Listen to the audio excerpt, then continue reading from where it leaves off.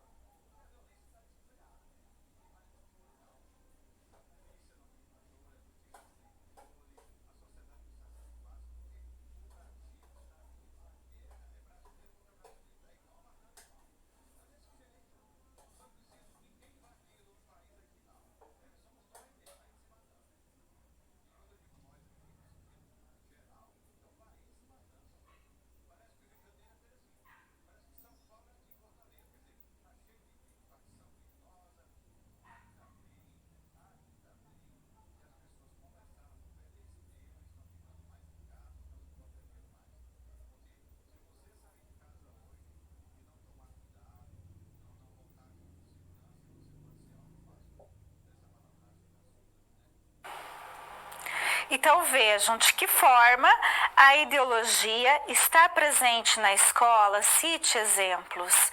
Né? Então a escola ela pode reproduzir a ideologia de um determinado grupo, de uma determinada classe social, e geralmente a escola reproduz a ideologia do grupo dominante, do grupo hegemônico, do grupo que está no poder, que tem a dominação, mas que também tem a direção do pensamento.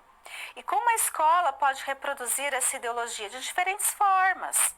Por meio de projetos educacionais que chegam à escola trazendo essa ideologia de uma forma bastante intencional. até mesmo por meio de livros didáticos. Há vários estudos que mostram a ideologia presente no livro didático, por meio da conduta do professor, dos exemplos dados pelo professor, né? Na forma como o professor aborda os conteúdos, trabalha com a diversidade cultural existente dentro da sala de aula. Então, são exemplos de como a ideologia pode ser reproduzida pela escola.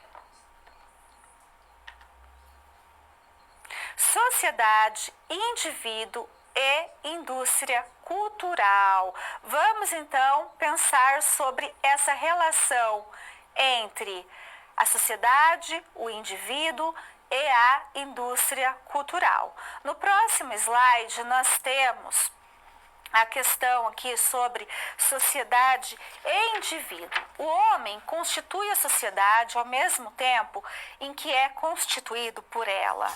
Então, o homem é o individual e a sociedade é o geral. E ambos estão intimamente relacionados. Não há como pensar o homem fora da sociedade, não há como pensar uma sociedade sem cada indivíduo existente nela.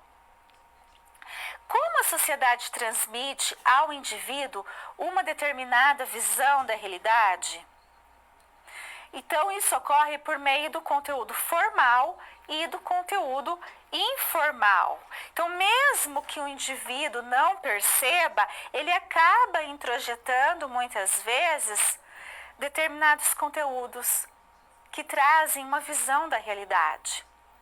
Então, a sociedade acaba transmitindo ao indivíduo uma determinada visão da realidade por meio de conteúdos formais e não formais. Quais são esses conteúdos formais? São aquelas formas de se transmitir, né, conteúdos oficiais, como, por exemplo, a mídia, os meios de comunicação. E os conteúdos informais são muitas vezes transmitidos aos indivíduos, como o próprio nome diz, de uma maneira informal, por meio da família, por meio das relações sociais que esse indivíduo tem. Então, nós acabamos introjetando, mesmo sem perceber, muitas vezes, uma determinada visão da realidade, porque nós temos esse contato diário com conteúdos formais e conteúdos informais. No próximo slide, nós temos a comunicação de massa. É por meio dessa comunicação de massa que a classe dominante muitas vezes apresenta seus valores, sua ideologia, seus ideais. E temos aqui alguns exemplos de meios de comunicação de massa, como rádio, TV, internet, dentre outros. E essa comunicação de massa apresenta alguns problemas. O primeiro deles, um deles, é o nível de veracidade. E o outro é a confusão que existe sobre os limites que deveriam existir entre informação de entretenimento e de cunho político e social. Então, quando nós falamos nos meios de comunicação de massa, essa questão da veracidade está muito presente, porque os conteúdos muitas vezes são transmitidos sem que haja uma preocupação com a veracidade, com a verdade dos mesmos. E os próprios receptores, a população, a massa, né? Comunicação de massa. A massa seria quem? A maioria da população, as classes subalternas, os trabalhadores. E a maioria dessas pessoas também não tem uma preocupação com a veracidade dessas informações transmitidas pelos meios de comunicação de massa.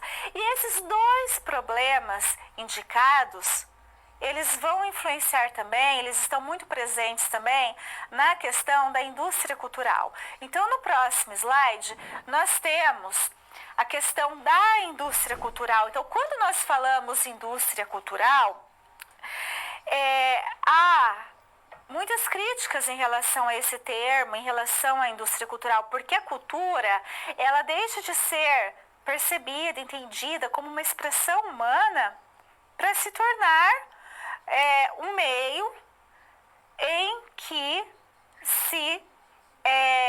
se procura transmitir algo.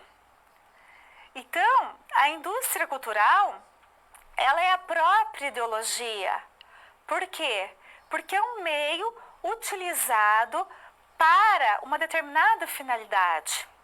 Voltando então na tela, nós temos exemplos de indústria cultural, exemplo então desse aparato utilizado, né, para um determinado fim. Nós temos a música, o cinema, alguns tipos de cartazes, dentre outros, né? Então a indústria cultural, ela é muito ampla, e esse termo indústria cultural foi elaborado por Adorno para se referir justamente a esse gigantesco aparato. E esse gigantesco aparato, ele pode ser utilizado então, e é utilizado muitas vezes pela classe dominante, para um determinado fim. A indústria cultural se utiliza dos meios de comunicação de massa para que sejam transmitidos os valores e as ideias úteis ao sistema. E essa transmissão é algo imposto aos indivíduos, de uma forma que eles não percebam. Muitas vezes nós temos acesso a essa indústria cultural, muitas vezes nós recebemos valores, é imposto a nós valores, ideias úteis ao sistema capitalista, úteis à classe dominante, ao grupo hegemônico, e muitas vezes nós não percebemos isso. E essa indústria cultural exige pouca atividade intelectual do espectador. Ou seja, a gente não precisa pensar, é só aceitar. Né? Então, essa é uma questão muito complicada, porque a indústria cultural faz parte do nosso dia a dia. Nós temos contato a todo momento com filmes, cartazes, músicas, etc. E muitas vezes nós não paramos para refletir sobre as mensagens transmitidas por essa indústria cultural. As mensagens, elas estão implícitas, e se nós não fizermos uma reflexão adequada, nós não vamos entendê-las. Na mesma tela, nós temos a seguinte questão. A escola. Cabe à escola fazer com que o indivíduo tenha condições de refletir diante da indústria cultural. Então, cabe ao professor fazer com que o indivíduo, com que o aluno entenda as mensagens trazidas por essa indústria cultural, que ele reflita sobre essas mensagens, que ele identifique que muitas vezes essas mensagens, elas trazem as ideias, os ideais, a ideologia de um grupo dominante.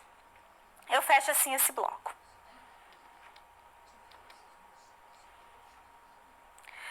Sociedade e cultura. Qual a relação existente entre sociedade e cultura? É o que nós vamos discutir nesse bloco. Então, no próximo slide, nós temos a cultura como parte do fenômeno humano.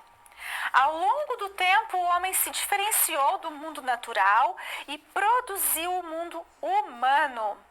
Ele produziu cultura. Acontece que não existe uma única cultura, existe uma diversidade de culturas. Então, no início da história da humanidade, o mundo se apresentava de uma forma muito hostil.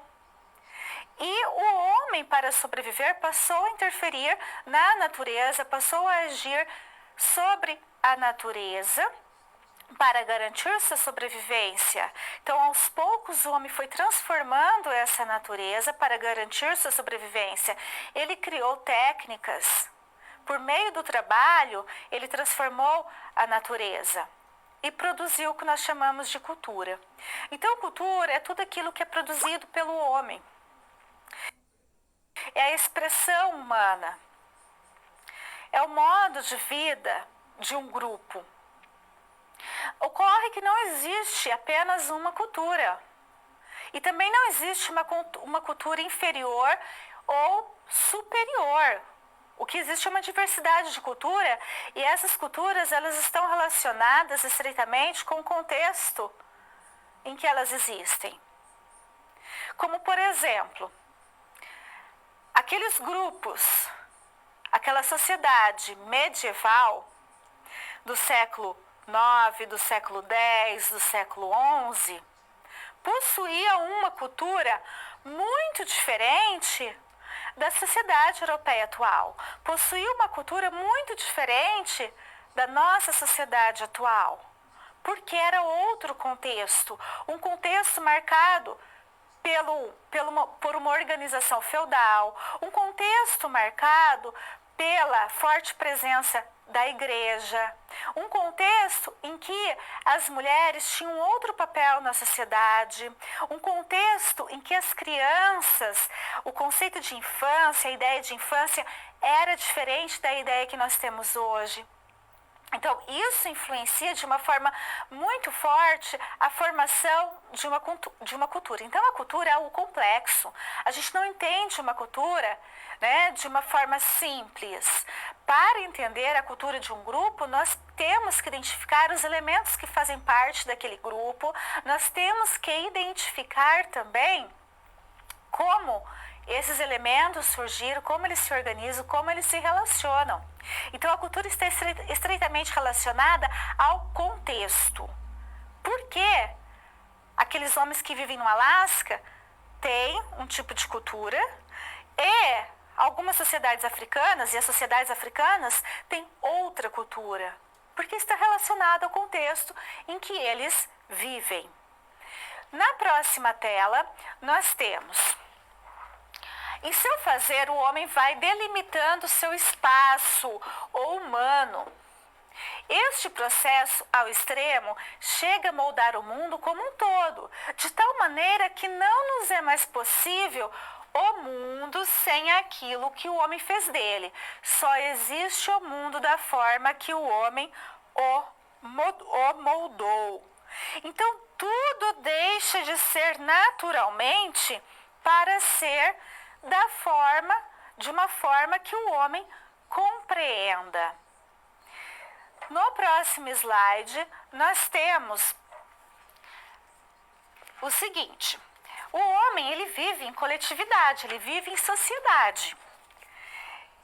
E para que não haja a necessidade que se comece sempre do zero, o homem os grupos humanos procuram transmitir o conhecimento, as experiências acumuladas no decorrer do tempo. E essa transmissão do conhecimento ocorre, então, por meio da educação.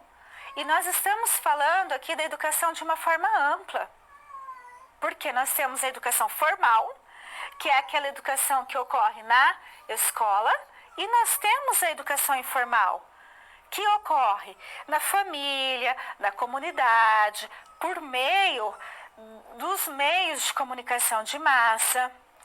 Então, a relação que o homem tem com a cultura é possibilitada pela educação.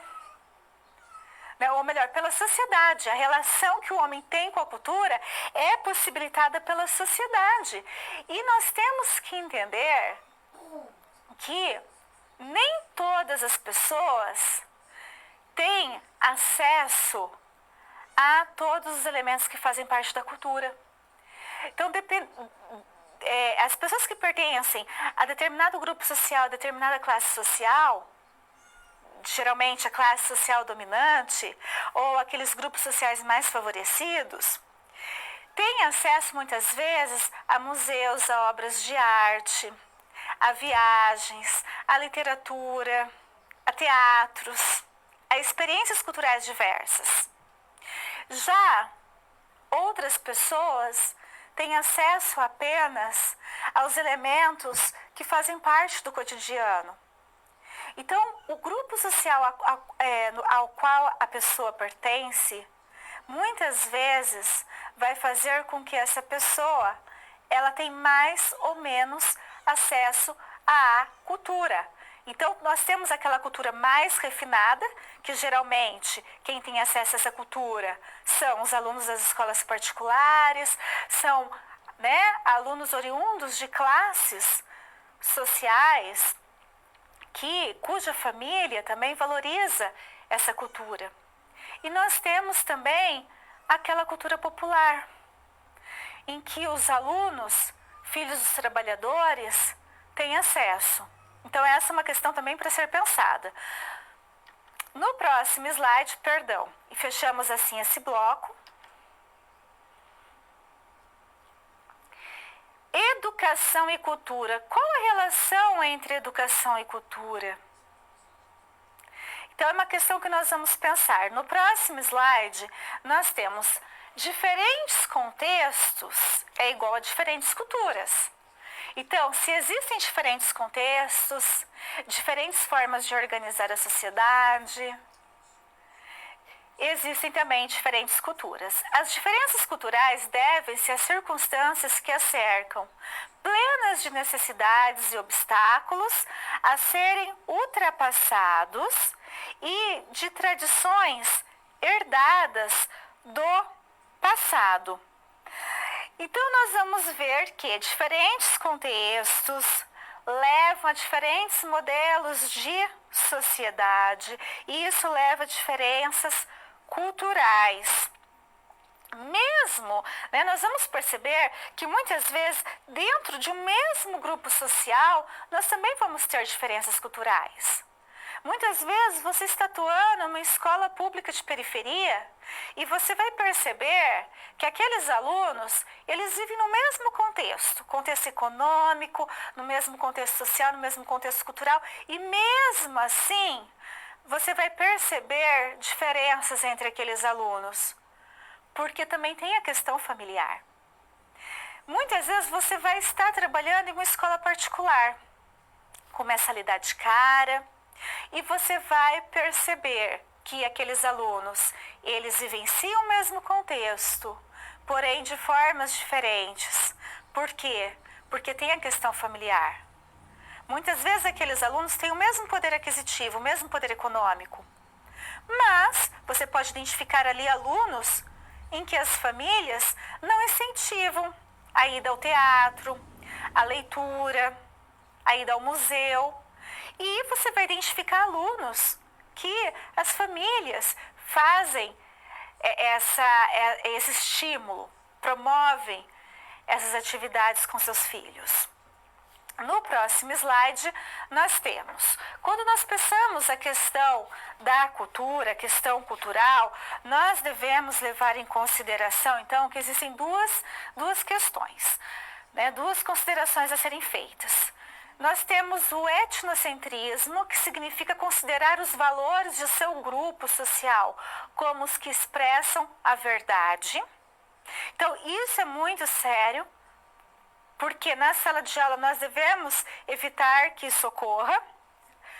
Nós não podemos desconsiderar o que é do outro, nós não podemos desconsiderar a cultura do outro, mas nós temos também o relativismo, que coloca que não há uma cultura que deva ser considerada como modelo de avaliação para as outras, já que todas são sempre relativas a um contexto. Mas aqui também há um risco.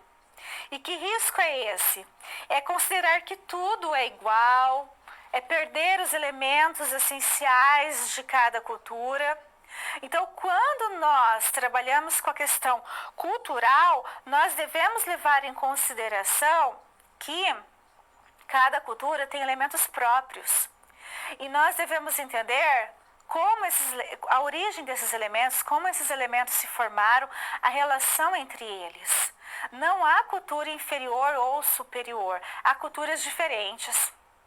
E na sociedade atual, uma sociedade globalizada, nós temos na sala de aula sempre alunos com culturas diferentes.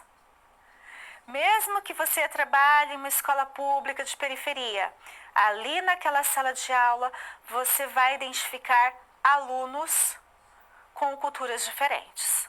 Basta você ter um olhar mais atento para aqueles alunos. Mesmo que você atue numa escola particular do centro da cidade, de elite, você vai identificar culturas diferentes. Você pode ter imigrantes em sua sala.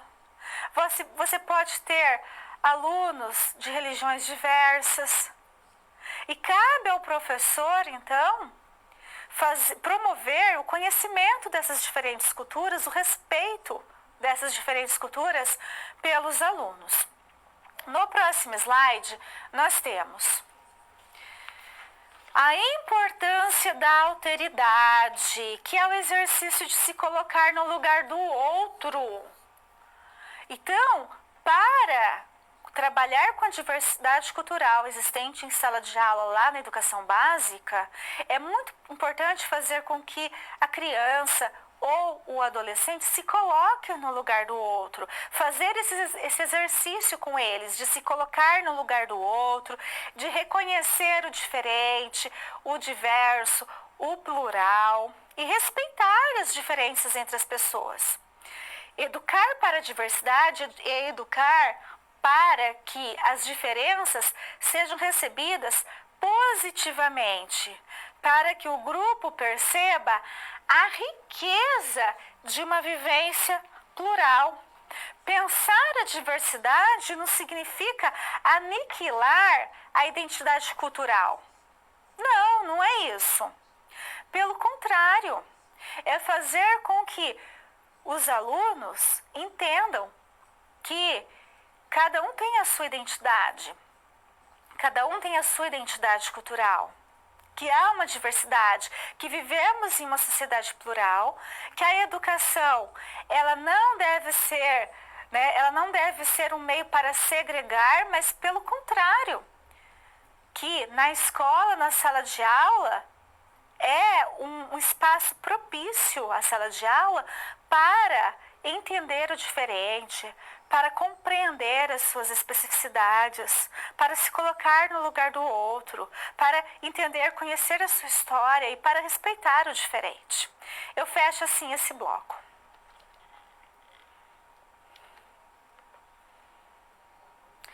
E nós temos então uma situação problema com o seguinte tema: conflitos culturais dentro da sala de aula. Isso é muito comum. Se a sala de aula é heterogênea, se temos alunos de diferentes grupos sociais, se nós temos alunos que até são de uma mesma classe social, vivenciam o mesmo contexto, mas muitas vezes eles têm uma vivência cultural, eles têm experiências diferentes. Então, é muito comum ocorrer conflitos culturais dentro da sala de aula. E como que o professor pode mediar essas situações? Como que o professor deve se posicionar? Como que o conhecimento adquirido nos fundamentos sociológicos pode contribuir para que o professor se posicione em momentos de conflitos na sala de aula? Então, no próximo slide, nós temos, em uma determinada aula que o estagiário Thomas assistia, o professor Marcos falou sobre o evolucionismo, sobre a teoria da evolução das espécies. Então, na aula de ciências, esse conteúdo abordado. Muitas vezes na aula de história, lá no 6º ano, também esse conteúdo é abordado. E algumas alunas reclamaram dizendo que aquilo tudo que o educador falava era algo sem fundamento, que a teoria evolucionista é uma invenção. O docente resolveu dar espaço para que o grupo se manifestasse e acabou percebendo que as alunas realmente acreditavam no que diziam. Então veja a postura desse professor. Que professor cuidadoso, que professor que tem um olhar atento para os seus alunos. Ele deu vez e voz para as alunas, ele queria entender por que elas não acreditavam nessa teoria, não aceitavam essa teoria. Qual era a teoria, então, aceita por elas? No próximo slide, nós temos: por que o professor Thomas agiu de forma adequada ao dar espaço para que as alunas se manifestassem? Ele agiu de forma correta. Um outro professor, de repente, não teria dado esse espaço para que elas se posicionassem, para que elas argumentassem, para que elas justificassem. Então, no próximo slide, vamos resolver essa situação problema. Não é possível classificar o posicionamento dos alunos como desprovido de sentido. Dentro de um determinado grupo, as ideias apresentadas têm sentido. Então, o professor Marcos entendeu que a turma dele é uma turma heterogênea e que existem ideias diferentes. E aquelas alunas que se posicionaram contra o evolucionismo, elas acreditavam na ideia delas e o professor Marcos entendeu que elas acreditavam no criacionismo. O professor deve ser o promotor da reflexão e do conhecimento. Ou seja, não significa que o professor Marcos, ele deveria aceitar o que foi colocado pelas alunas.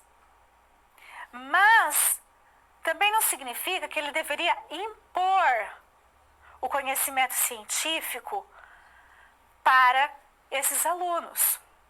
Então, o que ele fez?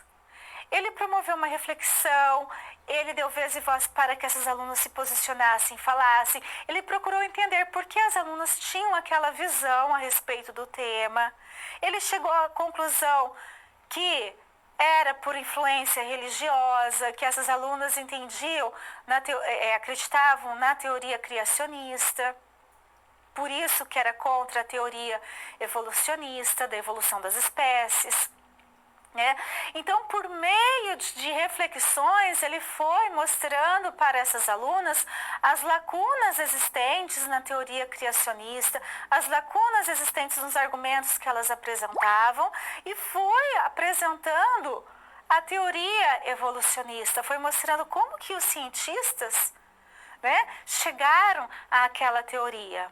Ou seja, ele chegou impondo o conhecimento científico? Não, ele promoveu uma reflexão. E isso é muito importante em sala de aula. Eu fecho assim essa situação problema.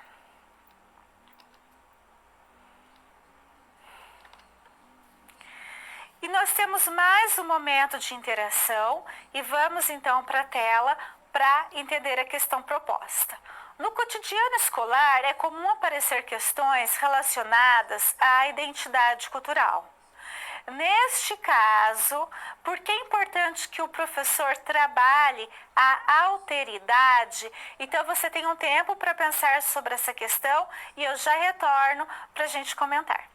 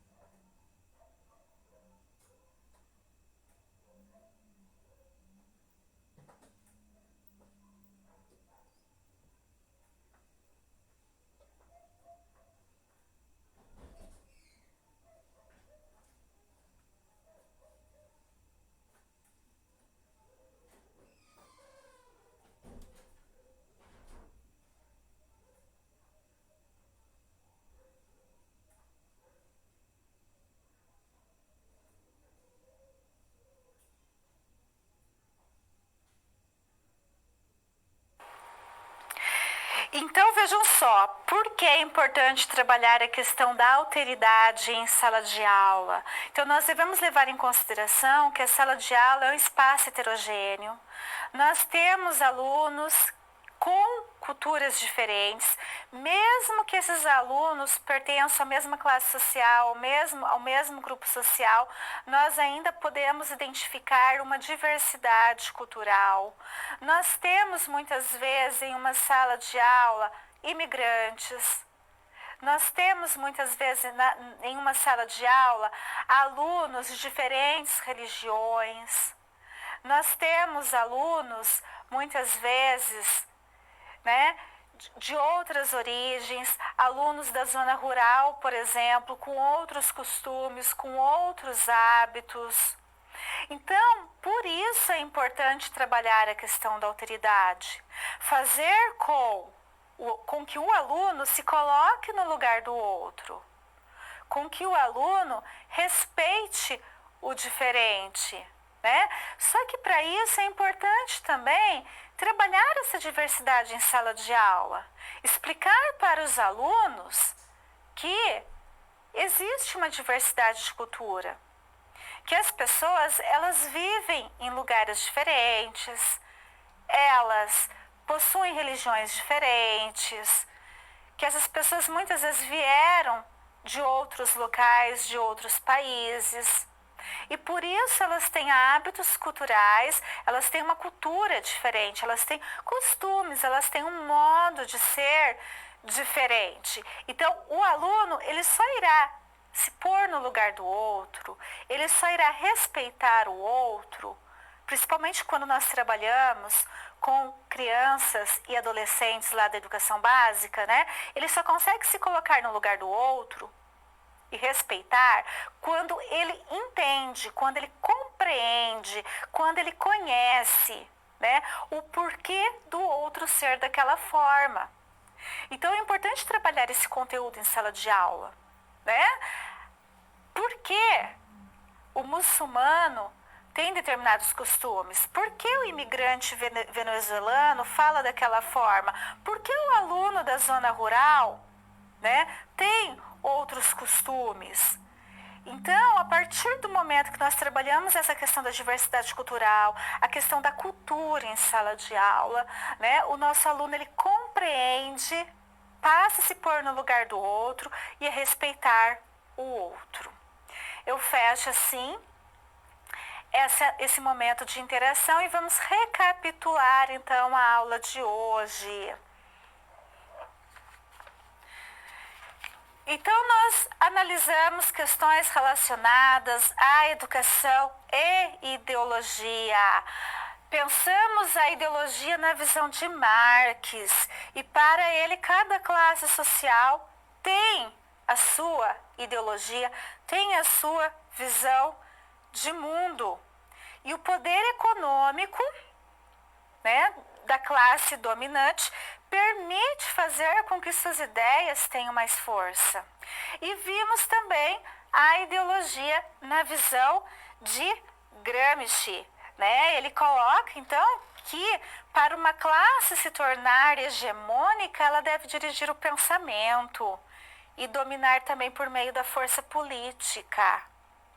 Ele traz aquela ideia de intelectuais orgânicos, a ideia de uma escola unitária. Analisamos a questão, a relação entre educação e classes sociais. Então, a existência de diferentes modelos da escola reproduz os interesses das classes sociais.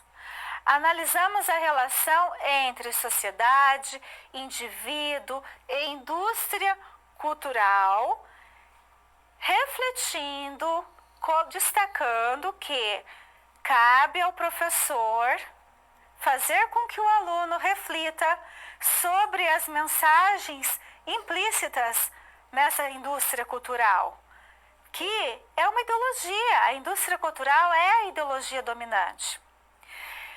Pensamos sobre a relação entre sociedade e cultura, a cultura como parte do fenômeno humano. E também a relação entre educação e cultura, ou seja, não é possível pensar a educação sem pensar também sobre a diversidade cultural.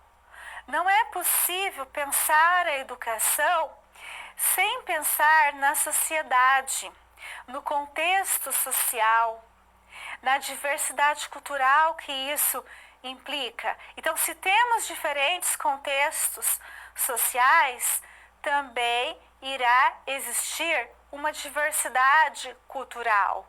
E o professor, lá na educação básica, ele tem que ter isso muito claro para ele, que ele recebe alunos, né, que são oriundos de diferentes grupos sociais, de diferentes classes sociais, e esses alunos, né, também têm uma cultura diferente um do outro. Então, como que eu vou trabalhar com esses alunos? Como que eu vou trabalhar com alunos que vivenciam diferentes realidades muitas vezes? Eu posso perfeitamente trabalhar em uma escola, com uma turma, que todos os alunos têm as mesmas vivências, têm praticamente a mesma cultura, mas eu posso me deparar também com situações diferentes. Então, nós temos que ter isso muito claro para nós. É uma situação presente que faz parte da realidade das escolas e o professor tem que estar preparado para entender essa realidade. Eu encerro assim essa aula.